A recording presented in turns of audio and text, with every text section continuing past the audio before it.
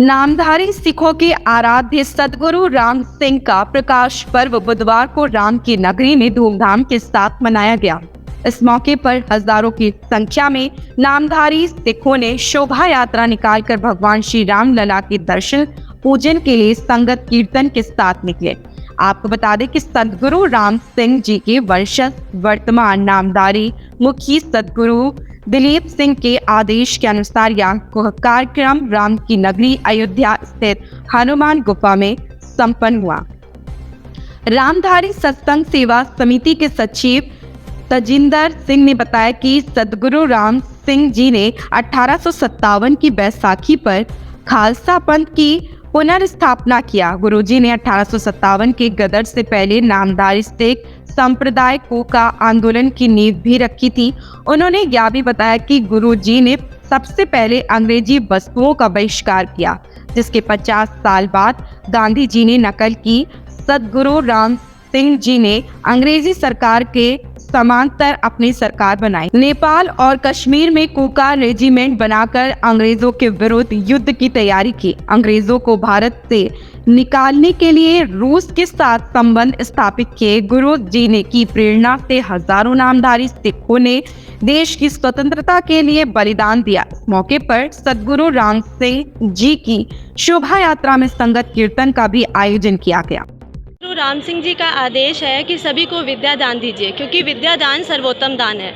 इसी कारण श्री सतगुरु दिलीप सिंह जी, हमारे नामधारी मुखी श्री सतगुरु दिलीप सिंह जी नामधारी सिखों के द्वारा सबको ये निवेदन करना चाहते हैं कि रोज़ाना प्रतिदिन 1 घंटा आधा घंटा निकालकर उन गरीब बच्चों की सेवा करनी शुरू करें, उनको पढ़ाना शुरू करिए जो इन सब चीज़ों से वंचित हैं। अतः इन सब के लिए मैं आप सबसे निवेदन करना चाहूँगी कि रोज़ाना इतना टाइम निकाल कर उन बच्चों को पढ़ाना शुरू करिए।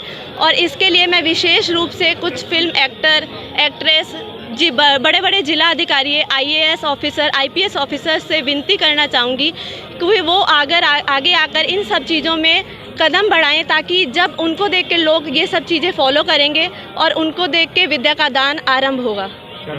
मानकौर, कानपुर, UP। जी ने 1857 के गदर से पहले नामधारी संप्रदाय की स्थापना की, जिसे कुका रेजिमेंट के नाम से जाना जाता है।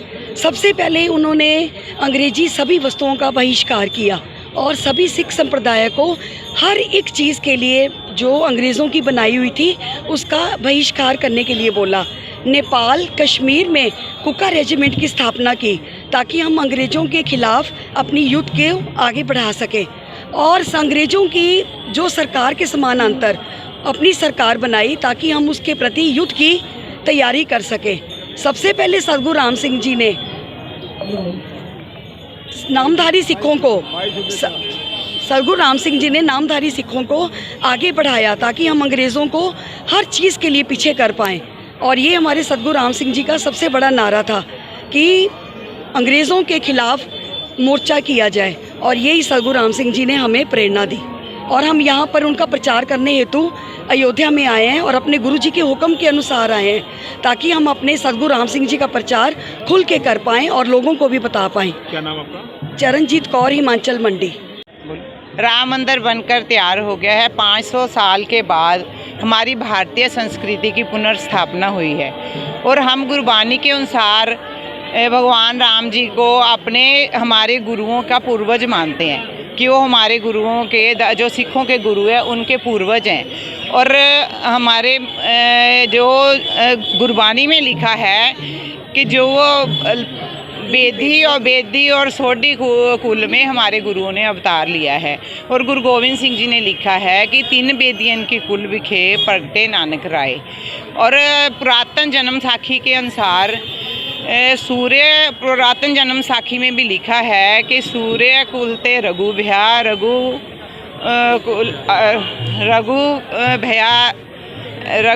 रघुकुल भया रामचंद्र के 2 सुत, एक लव और एक कुश और एक लव और कुश। और इन के घर में प्रगट पे गुरु नानक धर अवतार। और हम इस बात से बहुत प्रसन्न हैं कि हम अपने पूर्वजों के मंदिर में आकर, अपने गुरुओं के पूर्वजों के स्थान पर आकर भगवान राम जी के मंदिर में हम अपने 12वें गुरु सतगुरु राम सिंह जी का प्रकाश उत्सव यहाँ आकर मना रहे हैं। इससे हमारी नामधारी संगत बहुत खुश है। क्या धन्यवाद। नाम आपका?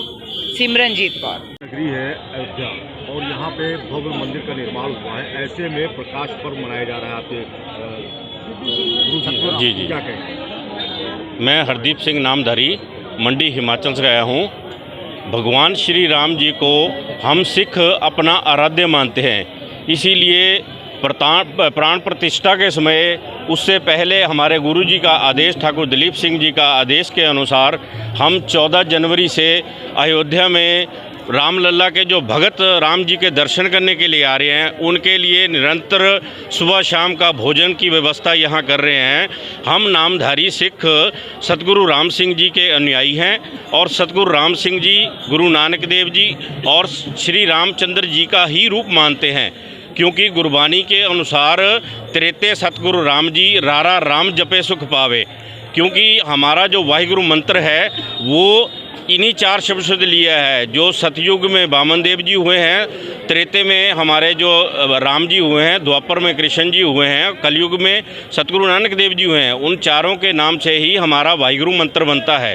तो इसी अनुसार हम भगवान राम जी को अपना आराध्य मानते हैं और वो हमारे लिए पूजनीक हैं। और सतगुरु राम सिंह जी जिनके हम अनुयायी हैं, हम जो हैं नामधारी, उनको श्री रामचंद्र जी का रूप मानते हैं। क्योंकि जिस वक्त भगवान राम जी ने राम सेतु बनाकर लंका में चढ़ाई की थी, जब वापसी पर वो अपने अनुयायियों को, जैसे हनुमान जी को उन्होंने प्रसाद के रूप में मोती दिए, तो हनुमान जी ने अपने मोती को फेंक दिया। उनसे पूछा गया भी आपने मोती क्यों फेंका? उन्होंने कहा इस पे भगवान राम का नाम नहीं लिखा, तो ये मेरे किसी काम का नहीं है। तो भगवान राम जी ने बोला भी हनुमान आप क्या चाहते हैं?